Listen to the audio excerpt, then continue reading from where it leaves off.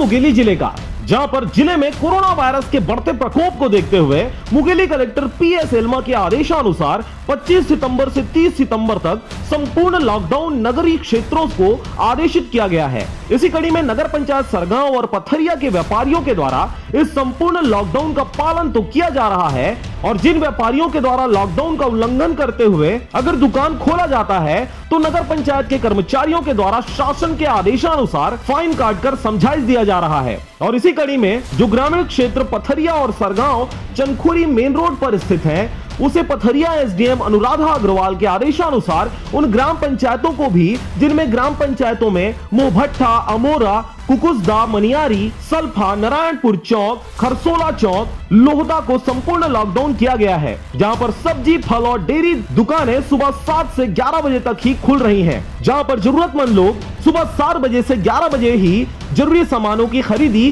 कर पा रहे हैं। सरगांव से राजकुमार यादव की रिपोर्ट, आरजे रमझाझर।